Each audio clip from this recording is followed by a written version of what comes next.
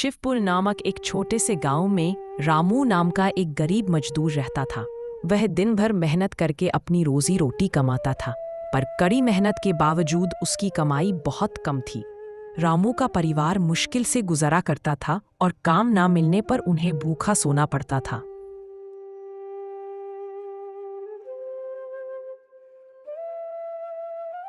सुनो जी, मैं क्या कह रही थी कि कल तो दिवाली है। बच्चों को तो पता है, वो पटाखे और फूल झड़ियां लाने की जिद कर रहे हैं। आपको 2-3 दिन से काम भी नहीं मिला तो पैसे कहां से आएंगे? आप आज किसी भी तरह काम ढूंढिए।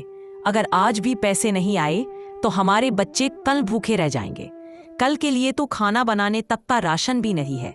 कुछ भी करके कोई उपाय निकालिए। अरे हाँ, मैं ऐसे ही थोड़े बैठा हूँ। मैं भी तो काम ढूंढ ही रहा हूँ। काम मिले तब तो कुछ होगा ना। मैं हाथ पर हाथ रखकर नहीं बैठा। और अगर बच्चे जिद कर रहे हैं तो तुम उन्हें समझा देना कि अभी पैसों की तंगी चल रही है। बच्चे नासमझ थोड़ी है, वो खुद समझ जाएंगे। तुम समझा कर तो देखो। अरे आप बात को क्यों नहीं समझ रहे? मान भी लिया कि बच्चे समझ जाएंगे, पर बच्चे भूखे थोड़ी रहेंगे। दीपावली के दिन राशन तक के लिए भी पैसे नहीं है हमारे पास। कम से कम राशन लाने लायक पैसे तो दे दीजिए, क्योंकि मैं अपने बच्चों को भूखा नहीं देख सकती। अच्छा ठीक है, मैं कुछ उपाय सोचता हूँ। मुझे भी चिंता है।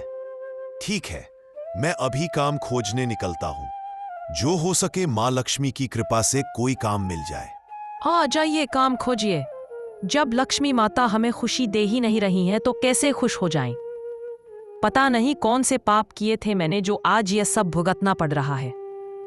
रामू काम खोजते खोजते घर से निकल जाता है। वह खुद से बात करते हुए चल रहा था।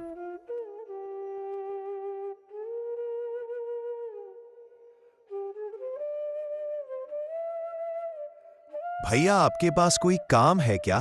काम भले कैसा भी हो, पर मैं उसे करने के लिए तैयार हूं। बस आप काम बता दीजिए। भैया, बहुत मजबूरी है। कुछ भी काम दे दीजिए। नहीं, चले जाओ यहां से। मेरे पास कोई काम नहीं है। ऐसे ही दिवाली सिर पर है और तुम्हें काम की पड़ी है। मेरा भी धंधा मंदा चल रहा है। कोई काम नहीं है मेरे पास। निकल जा यहां से। भैया देखो ना, कुछ भी काम होगा कर लूंगा। चाहे जैसा भी काम हो कर लूंगा। प्लीज कुछ भी काम दे दो ना भैया, बहुत मजबूरी है। अरे जब तुम्हें एक बार कह दिया तो समझ में नहीं आता क्या? नहीं है काम तो नहीं है काम। तुम्हें सुनाई नहीं दे रहा है? मेरा दिमाग खराब मत करो। इसी तरह रामू लगभग हर किसी के पास जाकर काम मांगता रहा, लेकिन कोई उसे काम नहीं देता था। लोगों के ताने सुन सुनकर भी वह हिम्मत नहीं हारा और काम खोजता रहा। भैया, आपके पास कोई काम है क्या? काम भले कैसा भी हो, मैं कर लूंगा। बस आप बताइए। भैया बहुत मजबूरी है। कुछ भी काम दे दीजिए। अच्छा, ठीक है। जब तुम इतना ही कह रहे हो तो मुझे विश्वास हो गया है कि तुम ये काम जरूर कर लोगे। लेकिन अभी नहीं, कल मैं तुम्हें एक बता दूंगा। तुम उस पते पर सुबह ही आ जाना। मैं तुम्हें सारा काम वहीं पर समझा दूंगा। आपका बहुत बहुत धन्यवाद भैया, जो आपने मुझे काम दिया। मैं आपका सदा आभारी रहूंगा। आप बहुत अच्छे आदमी हो। हाँ, कल सुबह ही मैं आपके घर आ जाऊंगा। आपको चिंता करने की कोई बात नहीं है। रामू खुश होकर अपने घर निकल जाता है। अजी क्या हुआ, काम मिला या नहीं? अरे हाँ सीता, काम तो मिल गया। पता नहीं कोई बड़ा सेठ था शायद। अरे छोड़ो, चाहे कोई भी हो, मुझे उससे क्या। मुझे तो बस काम करने से मतलब है। खैर छोड़ो, बहुत थक गया हूं। आराम भी तो करना है ना। चलो, बहुत अच्छी बात है। कम से कम भगवान की कृपा से काम तो मिल गया। हाँ, पूरा दिन काम खोजे हो तो थकोगे ही ना। चलिए सुबह सेठ के घर चले जाइएगा। अगली सुबह। अजी ये क्या, आप अभी तक सोए हैं? जाना नहीं है क्या उस सेठ के घर? सुबह हो गई, आपको पता भी है क्या? फिर छोड़िए, सुबह हो गई जी। उठ जाइए, सेठ के घर जाना है। अरे सीता, मैं तुम्हें क्या बताऊं। पता नहीं मेरी तबीयत ठीक नहीं लग रही है। सुबह से बस ऐसे ही बैठा हूं। सोया तक नहीं जा रहा है। अब तो मैं खड़ा तक नहीं हो पा रहा हूं। तो मैं जाऊं कैसे? तुम एक काम क्यों नहीं करती?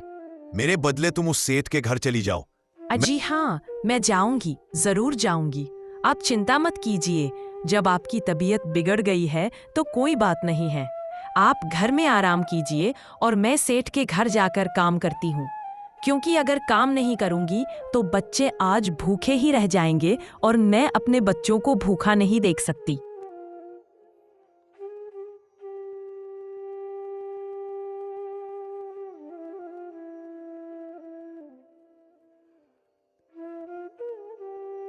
सेठ जी, कल जिनको आप काम दिए थे वह मेरे पति रामू थे। उनकी तबीयत बहुत खराब हो गई, इसलिए मैं उनके बदले आ गई हूँ। लेकिन काम में मैं कोई कमी नहीं करूंगी। यह मत समझना कि औरत है तो कम काम करेगी। आपका जो काम है वह मुझे बताइए, मैं उसे पूरा करूंगी। अरे बेटी, मुझे उससे क्या मतलब? तुम आओ चाहे तुम्हारा पति आए, मुझे तो बस काम करवाना है, कोई एतराज नहीं है। हाँ, मैं तुम्हें काम समझा देता हूँ।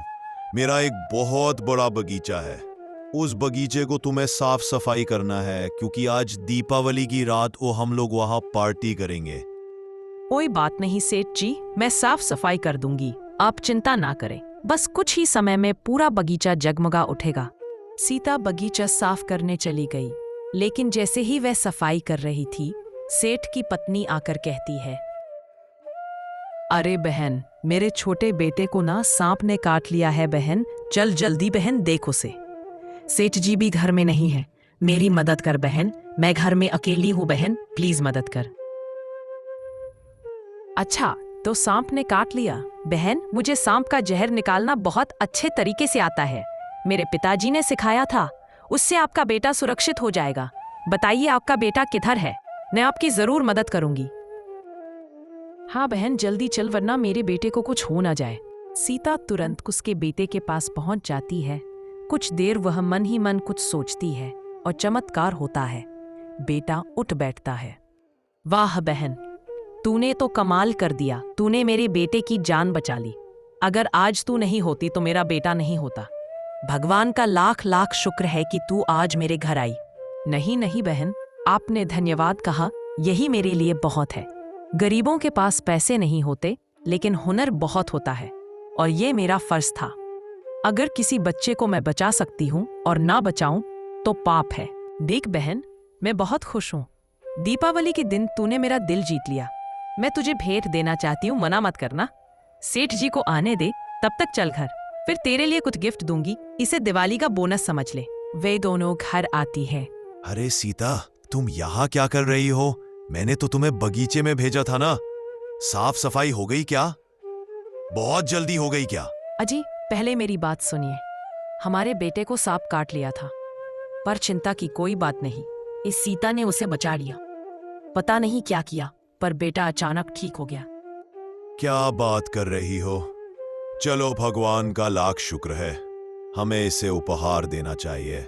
हाँ, मैं सोच रही थी इसे नए कपड़े, मिठाइयाँ और पटाखे दे दूं, ताकि इसकी भी दिवाली खुशियों से भरी हो। ठीक कहा, बाहर जाकर ले बेटी मेरी तरफ से छोटा सा उपहार। हालांकि ये मैंने अपने बच्चों के लिए लाया था, लेकिन मैं तुझे दे रहा हूँ, क्योंकि मैं तो और खरीद लूंगा, पर तू कहाँ से लाएगी? इसमें कपड़े, मिठाइयाँ और पटाखे हैं। जा बेटी, अपने बच्चों को देना और अच्छी तरह दीपावली मना। सेठ जी, मैं आपको कैसे धन्यवाद बोलूं, समझ में नहीं आ रहा। मुझे चिंता थी कि मेरी दीपावली कैसे मनेगी, पर आपने वह चिंता ही दूर कर दी। अगर कभी भी मेरी जरूरत पड़े तो मुझे जरूर याद कीजिएगा।